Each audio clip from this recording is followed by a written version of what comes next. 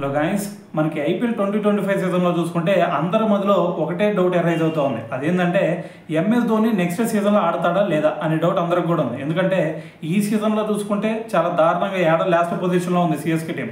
So మరి next season వరకు ఉంటాడా, సో ఉండి దాని తర్వాత మరి నెక్స్ట్ సీజన్లో ఆడతాడా అనే డౌట్లు కూడా అందరికి కూడా అరైజ్ అవుతూ ఉన్నాయి.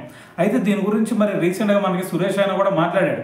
అతను కూడా చెప్పింది ఏంటంటే ఇంకో 2 years ఖచ్చితంగా ఎంఎస్ ధోని ఆడతాడు అని చెప్పేసి సురేష్ అయినా కూడా మాట్లాడటం జరిగింది. అయితే దాని తర్వాత మరి రీసెంట్గా చూసుకుంటే మరి ఎంఎస్ ధోని చిన్ననాటి కోచ్ కూడా దీని గురించి స్పందించాడు. అతను ఏమన్నాడు అంటే ఎంఎస్ ధోని ఇప్పుడు అతని సినారియో చూసుకుంటే ఆ సిఎస్కే టీంని బిల్డ్ చేసే పనిలో ఉన్నాడు. ఎందుకంటే మరి వాళ్ళ యంగ్స్టర్స్ అంతకుముందు చూసుకుంటే డాడీస్ ఆర్మీ అనేవాళ్ళు. సో ఇప్పుడు వచ్చేసరికి మరి ఆ డాడీస్ ఆర్మీ మొత్తం కూడా పోయింది కాబట్టి ఇప్పుడు మరి కొత్త జనరేషన్ తీసుకొచ్చి యంగ్స్టర్స్తో నింపాడు ఇప్పుడు టీం మొత్తాన్ని కూడా. ఆ యంగ్స్టర్స్ మరి ఇప్పుడు ప్రజెంట్ చూసుకుంటే కొంతమంది కూడా మంచి ఇన్నింగ్స్లు ఆడుతున్నారు.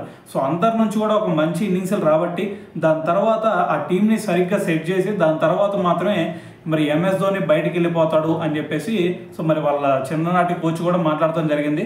సో మరి మనకి రీసెంట్ మ్యాచ్లో చూసుకున్నా సరే సేమ్ సినారీ ఎంఎస్ ధోని కూడా అదే చెప్పింది. ఈ సీజన్ కాదు మరి నెక్స్ట్ సీజన్లో మా టీం ప్లేయర్స్ అందరూ కూడా సమిష్టిగా రానిచ్చే విధంగా మేము ట్రై చేస్తాం ఈ సీజన్ మొత్తం. సో మాకు గెలుపు అవసరం లేదు, ప్లే ఆఫ్స్కి వెళ్ళము అని చెప్పేసి కూడా మాకు అర్థమైపోయింది. సో కాకపోతే మా టీం కాంబినేషన్ సెట్ చేసుకుంటాం నెక్స్ట్ సీజన్ కోసం అని చెప్పేసి మరి ఒక హింట్ కూడా ఇచ్చాడు. సో ఏదైనా సరే మరి అతను మరి శైలి చూసుకున్నా సరే సేమ్ అదే విధంగా ఉంది.